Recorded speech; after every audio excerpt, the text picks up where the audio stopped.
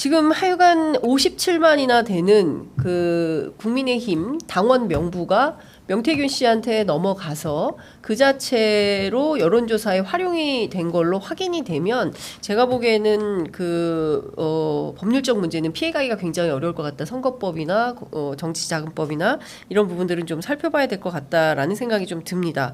자, 이것 좀 여쭤보겠습니다. 하여간 이 사건과 관련해서는 일파만파 계속 파문이 커질 겁니다. 그래서 다음 주까지 이어지는 여론의 추이를 저희들도 보면서 계속 보도해 드리도록 하고요. 자, 여론조사 좀 보겠습니다. 어제 전국 지표조사인 NBS 여론조사가 발표가 됐습니다. 윤석열 대통령 국정수행 평가 지지도가 또 최저치가 나왔습니다. 긍정 24, 부정 66. 어떻게 보십니까? 이게 MBS 조사에서 24 나온 거잖아요. 네. MBS 조사는 이게 16개 광역시, 17개죠. 17개 광역시도 네.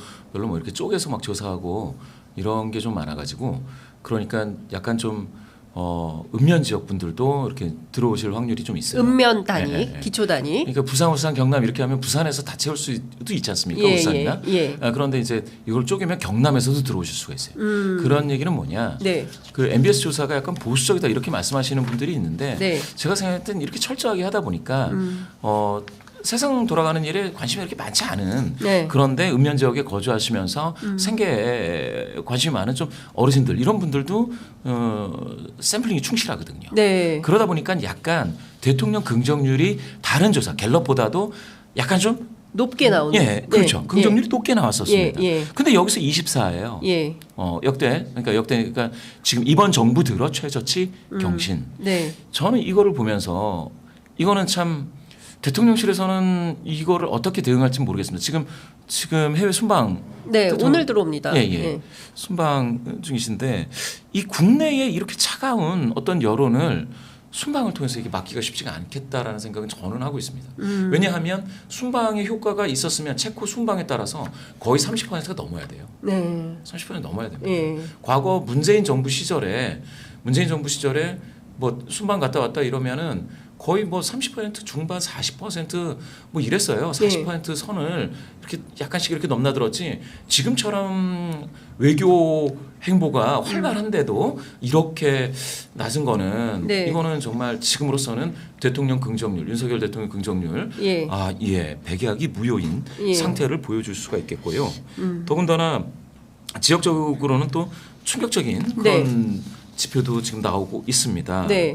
그게 뭐 사실상 뭐 서울 같은 경우가 이제 좀 그런데요. 예, 서울이 14% 나왔습니다.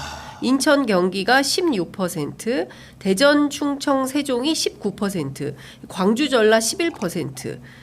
그나마 강원, 제주도 17%입니다. 그러니까 무려 5개 권역에서 다 10%대의 지지율을 보였고요. 그나마 대구 경북이 높습니다. 대구 경북이 잘하는 편이다 41, 그 다음에 부울경이 잘하는 편이다가 23 이렇게 나왔습니다. 종합적으로 보면 서울에서 매우 잘하고 있다, 잘하는 편이다 다 합쳐서 18%가 나왔고요. 광주, 전라에서는 12%.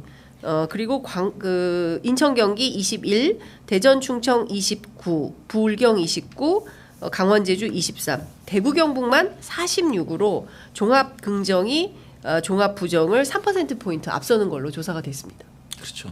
대구, 경북도 제가 방금 말씀드렸듯이 경북을 그렇게 충실히 이제 추출했기 때문에 지금 40 몇 %가 나온 건데 갤럽에서 봤을 때는 그보다 낮은 수치가 나오고 있죠. 네. 지금 그러면은 방금 읽어주신 장윤성 기자님 읽어주신 그 지역에 호남을 제외하면 격전지가 다수거든요. 그렇죠. 격전지에서 지금 10%대입니다.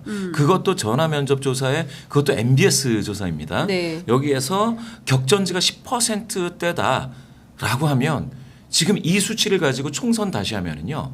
국민의힘은 지금 108석 얻은 거에 반토막이란 얘기예요. 108석의 반토막이다.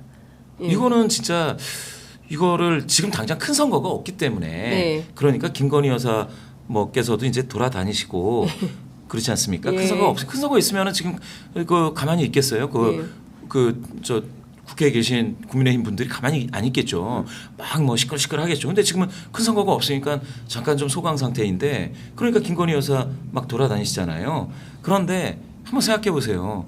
이거 이렇게 차가워진 게 그러면 아주 드라마틱하게 다시 올라가야 큰 선거를 치를 수 있다라는 겁니다. 네. 그러니까 제가 지난번에 말씀을 얼핏 드렸는데 네네. 어쩌면 보수 성향이신 분들이 그러니까 완전히 보수 성향이 이제 강하신 분들 빼고 네. 중도 보수이신 분들이 예. 일부 그런 생각을 하실 수도 있는 거예요. 그러니까 완전히 한번 바닥을 보여줘야 된다. 아. 이 정부와 국민의힘에게 네. 바닥을 한번 보여주고 예. 정신들 좀 차리시라. 예. 이렇게 지금 하고 계신 게 아닌가. 왜냐하면 지표 보시면 아시겠지만 중도이신 분들도 지금 마음 떠난 지가 한참 됐습니다. 예. 마음 떠난 지가 한참 됐어요. 그러니까요. 중도이신 분들 뭐 얘기할 게 없어요. 중도가 종합 긍정이 17, 그 다음에 부정이 73입니다. 예. 지금 중도이신 분들이 굉장히 썰렁해요. 제가 봤을 때 그냥 뭐 일부 예이기는 하지만 네. 어떤 분들은 지금 페이스북에서요. 예. 지지를 철회하겠다 이렇게 올렸어요. 어. 그냥 지지를 철회하다 이렇게 올린 거예요. 예. 도대체 이게 뭔 얘기야? 밑도 끝도 없이. 예. 근데 나중에 그분의 어떤 그 예전 글을 보면 이분이 예전에 이 윤석열 대통령을 예. 또 좋아하셨던 그런 분이거든요. 네네네. 지금 제가 생각했을 때는 지금 보수 성향이신 분들이 바닥을 보겠다라고 결심하신 분들이 꽤 된다.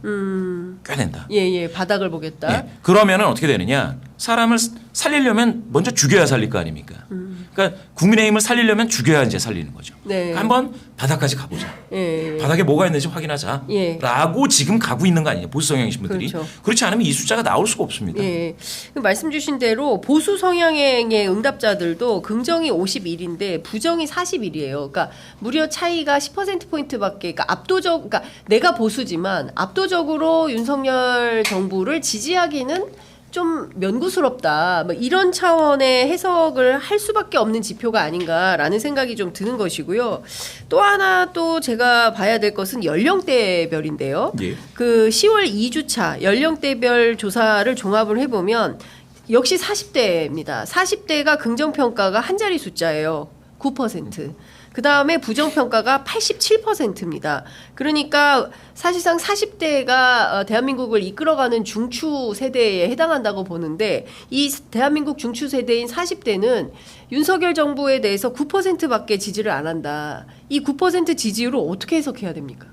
그렇죠. 40대 9%. 사실상 이제 40대 9%의 부정이 87이다. 예. 그럼 그 밑에 50대 한번 보시죠. 예. 부정이 78입니다. 여기 그러네요. 80이죠. 80. 예. 80 정도 나온다. 예.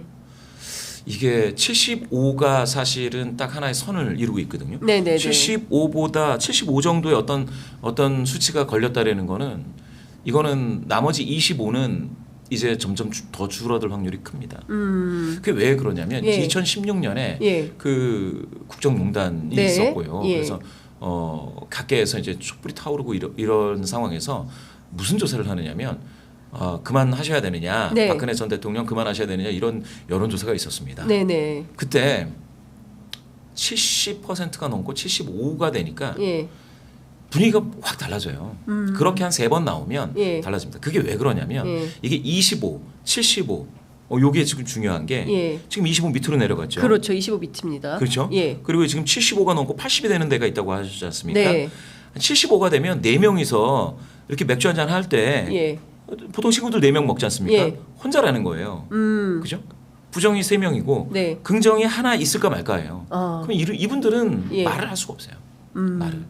뭐 말하다가 예. 막 뭐 화가 나서 혼자 뛰쳐나가기도 하고 이러는데 그죠? 예. 잘 안 됩니다. 이거는 예. 이제 침묵의 나선을 탄다고 하죠. 아, 침묵의 나선이다. 타고 이제 내려가는 겁니다. 예. 그러면 갈수록 이게 심해져요. 예. 그거를 뻔히 알고 있죠. 모든 국가기관에서도 알고 있고. 예. 그러면 지금 뭐 40대 말씀하시는데 제가 봤을 때는 50대가 더 심하죠. 50대 50대가. 78.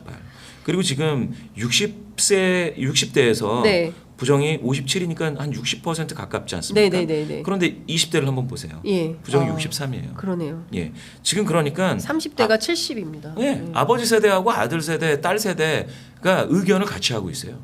그러네요. 예. 이건 뭐냐? 과거에 예. 특히 이제 영남권에서는 예. 성향을 물려준다 그래서 아빠, 엄마가 보수면 예. 딸, 아들도 보수해야 된다라고 예. 해서 그 성향을 물려주고 했었지 않습니까? 예. 지금 이게 이제 조짐이 거꾸로 된다는 겁니다. 역행되는 것이죠. 예. 그러면은 엄마, 아빠가 예. 아들, 딸한테 예.